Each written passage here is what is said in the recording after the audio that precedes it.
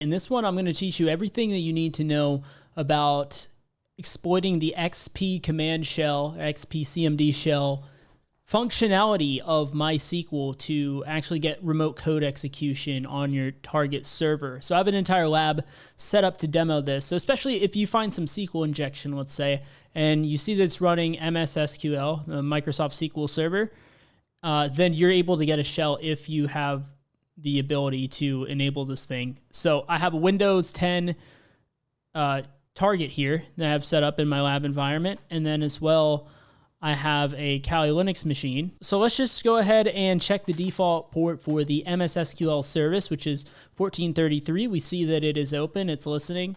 And I mean, if we want to take it a step further, we could do, some additional flags here to give us a little bit more information back. Now, the first thing I'm going to do is I'm going to connect to it manually. Now, maybe we have, in our case, maybe we have SQL injection or something like that, maybe not. In this case, I'm just going to use the credentials, and that's definitely possible. Maybe you're able to brute force those credentials or obtain them in some way, right? And here you see Nmap is able to determine a lot of stuff from this. The desktop name, the fact that it's running Microsoft SQL Server 2019 and this exact version. So yeah, it's able to actually obtain a good amount of information just right off the cuff for us. So let's go ahead and connect to this thing manually using Impacket. So we can do MS SQL client, and let's just supply the password here. And we see that we're able to connect to the service. Now, like I said, you might have credentials or you might have SQL injection in order to do this. But let's say we wanted to run the XP command shell command, which if you're not familiar, this is the functionality that allows us to gain the ability to execute code on the underlying operating system. And this is something that's kind of unique to MS SQL. So if I do something like this, right, you could run exec master XP CMD shell, and then maybe something like a who am I? Let's try that. And we get this error message immediately, right? So it says SQL Server blocked access to the procedure sys XP command shell of component XP command shell because this component is turned off as part of the security configuration for this server. A system administrator can enable the use of XP command shell by using spconfigure. For more information, and you could actually Google this error and you'll see some articles on how to do this as well. But I'm just going to give you all the answers here. And along the way, while you're learning stuff like this and you're challenging yourself and you're constantly leveling up, this is the way that I would recommend going about it, right? You have an error message like this, look it up, and a lot of times those articles and things like that can really help you along the way. And if you are on this journey as part of trying to get a job, especially if you're potentially interested in web app pen testing, go ahead and check out the link in the description below with the new course that I just dropped. We're partnering up with a senior software developer, and we have an entire training ground with real developers and real pen testers. And we're going to be testing these live applications, writing real reports like we would in the real world, shipping them to the developers and having them try and fix the issue. And it's an amazing way to get experience without needing a job to do that. And also, if you're not 100% sure that this is something you want to commit yourself to, learning cybersecurity, let's face it, it takes a lot of effort, right? It takes a lot of time as well in order to really get skilled at this stuff. So this is one way that you can know if you'd like the job before you even invest all those hours. So definitely check out the link in the description below to learn more. But back to the matter at hand here, right? We are the SA account. So this is a built-in account in SQL Server that is basically like the SQL administrator account. So we will have this ability to enable XP command shell using spconfigure. So there's a number of commands we can run. First, we want to do this show advanced. So I'm just going to copy and paste these just to speed things along. So this is the first thing you're going to want to run. And then the next thing you're going to want to run is the reconfigure command. And it even kind of walks you through that, right? It says the next thing you need to do is reconfigure statement to install. So we just run that. And then we can say that we want to configure XP command shell, set the value to 1. And just put this in your notes, right? You see me just referencing my notes here. No point in memorizing this stuff. You have to look up the article again, then you have to do that, right? But I mean, even better yet, if you have it in your notes, right? Now, let's test out this functionality, because at this point, XP command shell should be enabled. So if I just take this, we try to run that who am I command once again, we see that it is enabled. We're able to execute commands here. And yeah, we can do stuff like upload a netcat binary and then try and execute that for a reverse shell. But I'm going to do you one even better than that. I've created an automated exploit where we can go after this thing. So what I'm going to do is I'm just going to revert this machine so that I have to reconfigure everything again just to show you. But along the way, we saw certain prompts, and we'll keep that in mind. It's going to help us in building our exploit. I'm going to use Python to actually build out an exploit. And I'll show you how to do a little bit of exploit development here in this video, right? So what I'm going to do is I'm going to open a new window, and let's call this just exploit.py. Simple as that, right?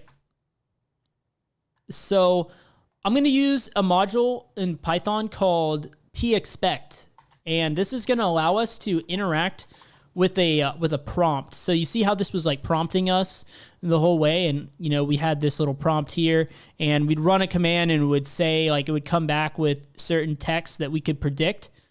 You know, just based on what we'd expect it to come back with, we can use the expect module and kind of almost in like a regular expression type way, or like a, you know, it's going to look for a certain value, and then based on that, it's going to run some code, whatever we tell it to do. So I'm going to import pexpect, and this is my go-to module when it comes to dealing with like trying to automate stuff that you're like when you're inside of a prompt like that. And then I'm going to use time as well. So I'm going to define a few functions, okay? I'm going to modularize this. This is a good way to write your code, is think about the different things you need to do and just do it step by step, right? Well, the first thing we need to do is log in. I'm going to do that in the main function. So after we log in, what do we need to do, right? We need to enable XP command shell, right? So enable XP CMD shell is what I'll call this function here. I'm just going to put pass for now, but we're going to add some code in here later, right? We're going to create another one called spawn shell. And that's where we'll both upload like the netcat binary and spawn the shell. The next thing we need to do, well, in no particular order here, we will need to connect. I almost forgot about that. We're going to have a separate one for connect. We'll put that here. It doesn't matter. We could have these in any order. It just matters the order we call the functions in, right? Because this is not going to run the functions here. That's just where they're declared. But then where we actually call them, that's going to be the order it'll run in. So I'll just do, you know, your standard if name equals main. And here's where I'll have the logic of the program. So the things we're going to see a lot, right? The SQL prompt, that's going to keep coming up. I don't want to have to type that every time. So this thing here is what I'm talking about. This is your SQL prompt. That's like anytime you're ready to enter a command, it'll show that. So we got to tell pexpect that, hey, when you see this, that means it's time to enter in your next command. So let's just do that. There's also a confirmation, right? So this message here is like your confirmation, we'll call it, to install.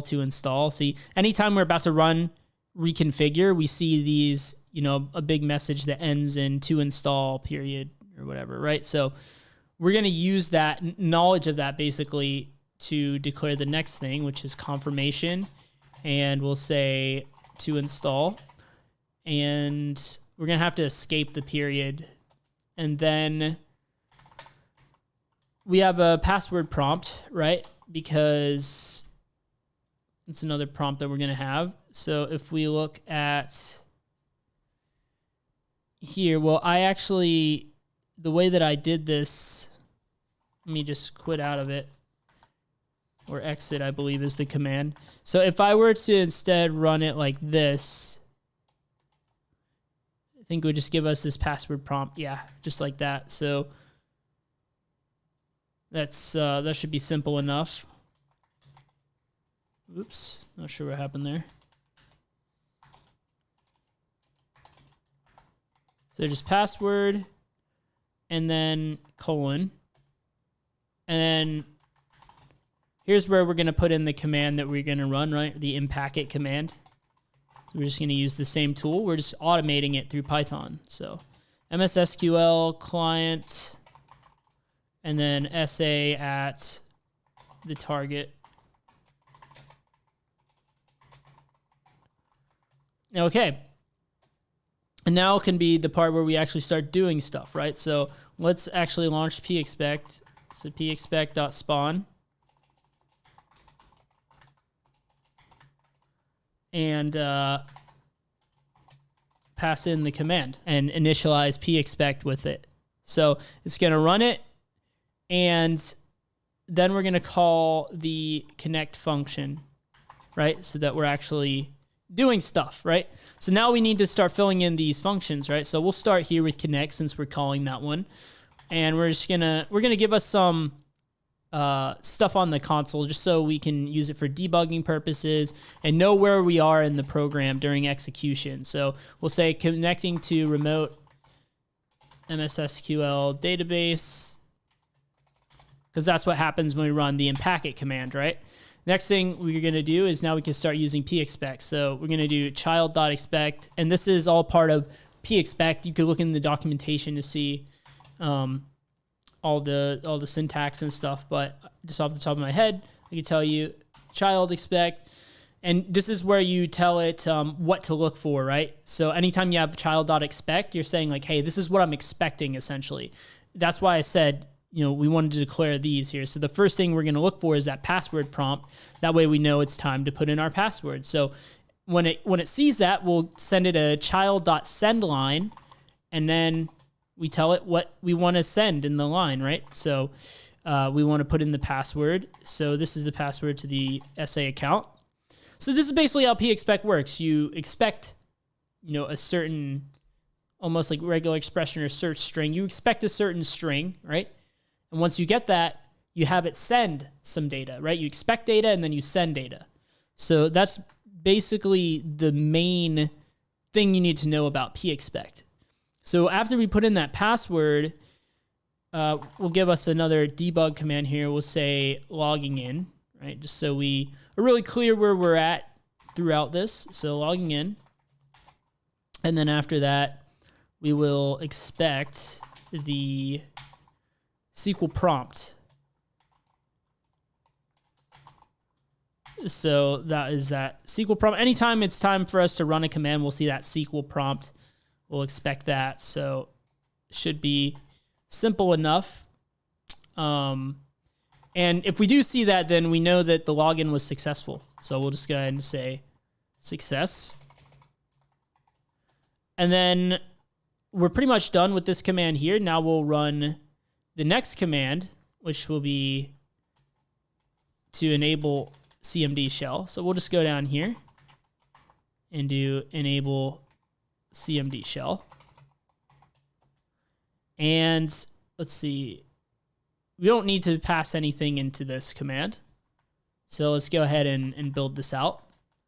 So here's where we're going to do all the stuff that you guys saw me do just a second ago. So I'm just going to copy and paste this for you guys just to speed things along here.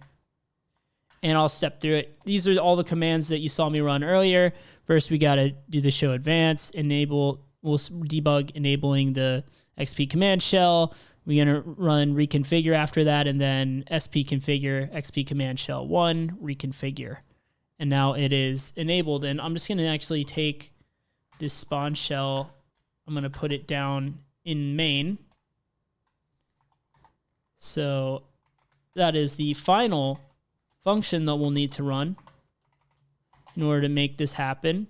And this is where the magic is really happening in this spawn shell function. Okay, so for debug, the first thing we're going to want to do is we're going to upload a netcat binary for this example here. Feel free to modify this if you don't want to use the netcat binary. You want to do a different way, maybe a way that's better for OPSEC. Yeah, go ahead. Feel free to modify this to your heart's content. But we'll do a send line. at this point, and we will send we're going to actually use the XP command shell now. So exec master XP command shell, and let's just go ahead and use certutil to download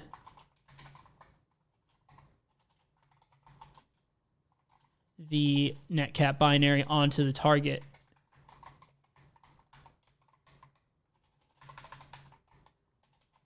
.31 netcat.exe, and in this case, the SA account does not have permissions to write to the default directory where it's currently located, which is C Windows System 32. So we got to write to a folder that it will have write access to. Otherwise, we're not going to be able to upload this binary. So in order to do that in this example, I'm just going to write it to C users public, because the public folder is world writable. So we'll just go ahead and take advantage of that. And after that, I'm just going to do a sleep, because it can take a little bit for it to actually go across the network and download the binary and stuff like that. And if I found that if I didn't have these sleeps in, it would get ahead of itself, and it would it was really inconsistent if this exploit would work or not. So what I'm going to instead do is a time.sleep5, and we're going to sleep 5 seconds in between these commands here. So at this point, we're ready to start spawning the shell. So print spawning shell. And initially, when I was writing this exploit here, what I was doing is I was testing this step by step. I wasn't just sitting down and writing the whole thing, just so you guys know, for transparency's sake.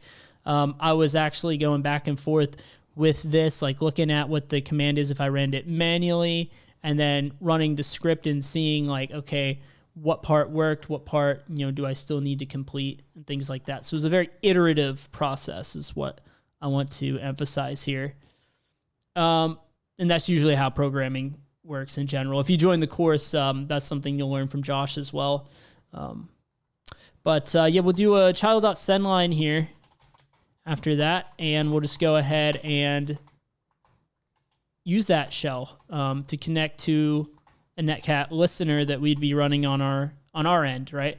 So master XP CMD shell, and this time we have to tell it the directory, because remember, it's in Windows System 32 by default. So we got to tell it to go to users public and run the netcat binary and reach out to our attacker machine, right? 131 is what that is. On port 443, and to spawn the cmd.exe. So after that, we're just going to add in an additional sleep, and we're going to go ahead and print off that that we're closing things down, and then we'll just do child.close, and that's how you close out of pexpect. So if I didn't make any typo here, code rarely works on the first time you execute it, right? But we'll just see how this goes here. So let's save it. And there's a few things we're going to need to do at this point. The first thing I want to do, I'll just go ahead and get the netcat listener running. We were using 443, so we're going to listen on 443, and can make this a little larger here as well.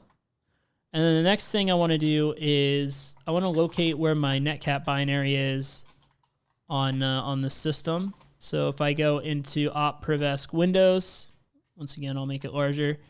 We're just going to spawn a Python server here and host that file so that we can then download it with this exploit. So let's just go ahead and run it, and hope for the best, right? So we see connecting, success. We see it made that request, grab the netcat binary, and yep, there we go, spawning shell, and we have a shell, and we'll just run who am I, and we are the NT service, which is when I was actually configuring the SQL service, I had it run as NT service, and here you go, MS SQL SQL Express. So I think I did misspeak earlier. I said the SA account doesn't have write access into the directory. What I meant was the NT service account didn't have write access to that directory, because that is the user that we actually are. you know? So for example, this is why I can't write it to here. So if I try to write like echo test into test.text, I should get an error here, access denied. But if I tried to run the same command into C users public, I am actually able to do that. See, it worked. And then if I were to go over here and check that folder, you should see that there as well. So C users public, there's the netcat binary, and there is the test file. So hopefully this was very insightful for you to see how we went about not only overcoming this issue of enabling XP CMD shell and getting remote code execution, but also the process of how we automated it, how we were able to just figure out how to write this thing in Python to automate what we do as pen testers, right? So now in the future, if ever I want to exploit the server, I don't have to worry about running all those commands all over again. I mean, even if I killed this shell right now, I could just run this again and I'm good. And I could even modify this to say like, hey, you know, don't worry about doing certain things, right? The netcat binary is already there, for example. Maybe I want to just, you know, comment out a few lines, right? I don't need this. I don't need this. I don't need this. We'll just do the spawn shell and go from there, right?